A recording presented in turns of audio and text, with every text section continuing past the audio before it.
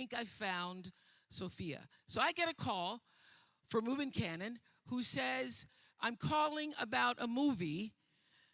It's called Moon Song. Would you be interested to come and audition? And I say, I have not been praying for Moon Song.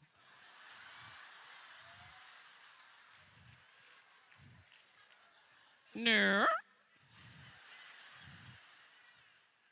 I have not been praying for Moon Song. I've been praying for The Color Purple. He said, well, I think you should come and audition. So I go to audition.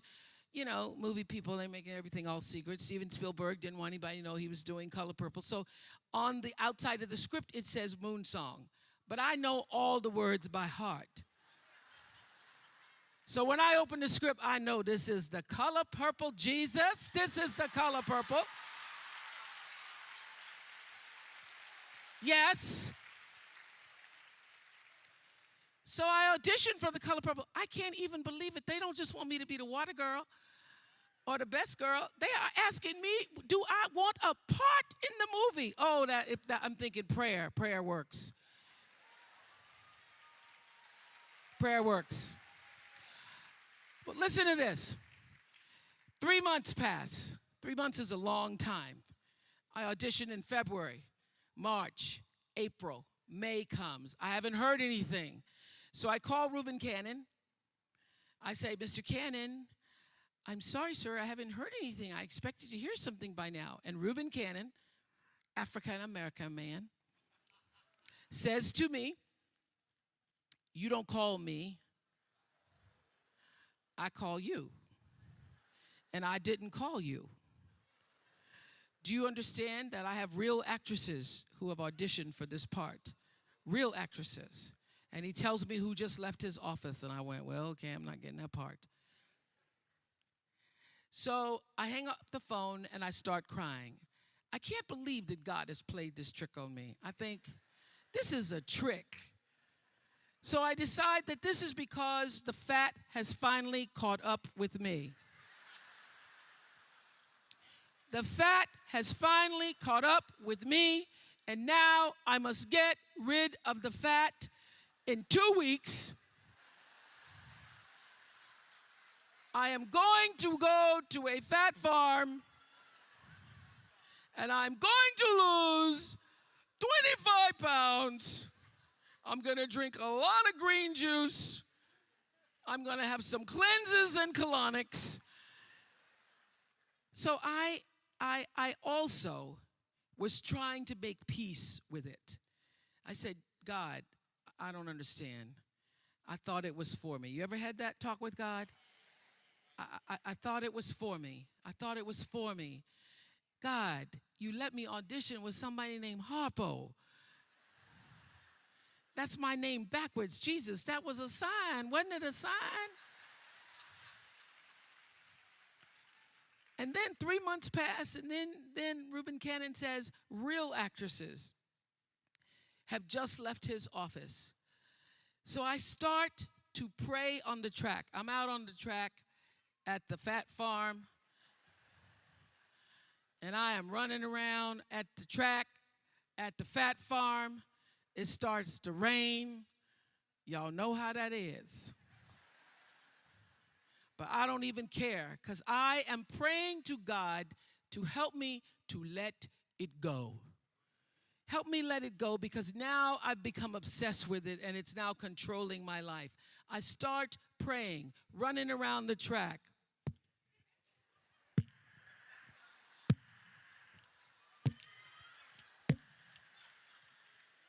And I keep hearing this noise, and I can't, there's nobody on the track but me, and I'm running around the track. And I look around, and it is my thighs rubbing together. It's my thighs.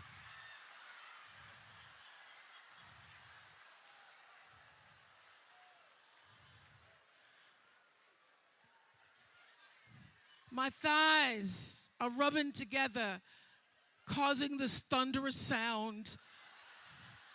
There's nobody on the track. So then I really start to cry. Oh, Lord, help me. Help me let it go. Help me let it go. Help me let it go, God. Help me let it go. And you ever did this prayer where you say, okay, Lord, okay, I'm going to let it go. Then you get up and you go, well, I think I still got a little bit of it. I did. Help me let it go, but I am not going to be able to see the other actress in my part. I won't be able to see it. Won't be able to see Color Purple. Just can't never see it the rest of my life. I won't be able to see it.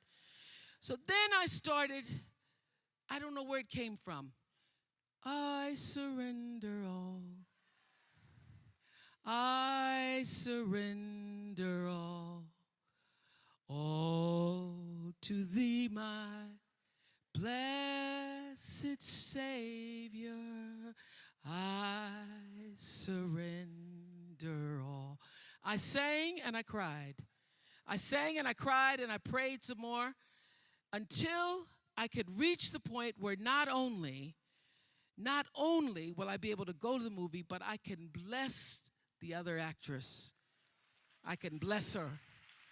I can say, I bless you. I bless you. I bless you with this. I surrender all.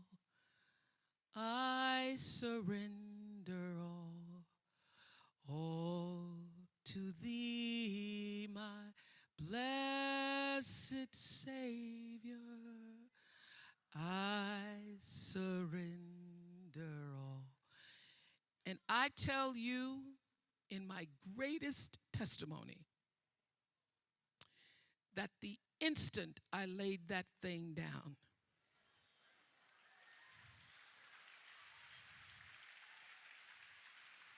I'm telling you, when I laid it down and it didn't have me anymore, it had no control over me anymore. I didn't feel anything about it anymore. When I let it go, when I intentionally surrendered it to the power that was greater than I could ever know. The instant that happened, a woman comes running out of the cafeteria screaming, Ofrey? Is your name Ofrey? For 10 years, nobody could pronounce my name. I said, yes. She said, somebody's on the telephone for you. He said his name's Spielberg. I get to the phone. He says, I hear you're at a fat farm.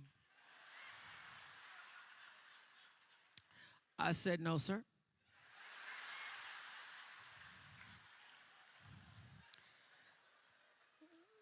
This is a health retreat.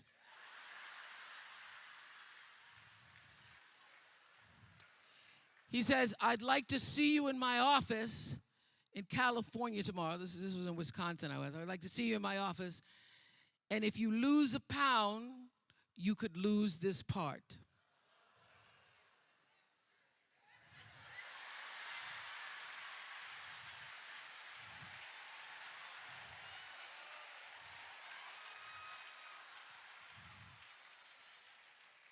No problem do I have. I don't have no problem not losing a pound. So, honey, I packed my bags and I stopped at the Dairy Queen.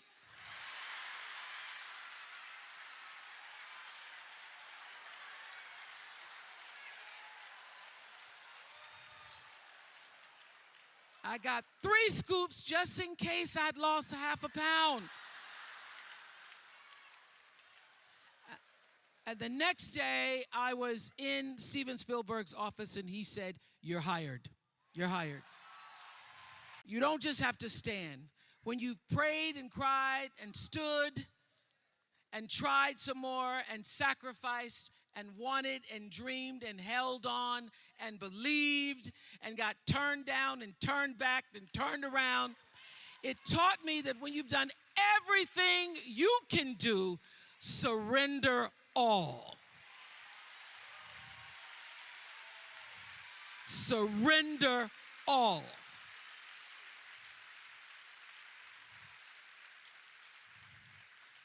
Because there's a bigger dream. There's a bigger dream waiting for you, just waiting for you to step into it. To step into it. Your life is big. Your life is huge. And we spend so much time wanting to be in somebody else's life. And you don't get honored, you don't get revered, you don't get celebrating wanting what somebody else has, because that which created you, divine intelligence that dreamed you from before your ancestors ever knew they would become your ancestors, that which dreamed the seed of you, wants you to know how special, how wondrous, how mysterious, how complex, how glorious, how phenomenal you are. And you get no credit messing in somebody else's territory or trying to have power over something you have no control. Another one of my favorite teachings is The Wizard of Oz. When the Wicked Witch of the West says, go away from here because you don't have any power here, you have no power in any territory other than your own. Oh, but you are the master of that. You get to be the master of your own fate. You get to be the captain of your own soul. And if you just manage that, if you just took care of your territory, oh, the glorious, glorious, glorious, wondrous, wondrous opportunities and possibilities that are waiting for you. So the question is, what are you resisting? What are you pushing against? What are you not allowing? What are you blocking because you have this idea of who and what you're supposed to be, instead of leaning into the dream that's already been created and waiting for you? It's waiting for you. And the second, it's an instant thing. It's a shift in the way you see yourself and the power from which you have come.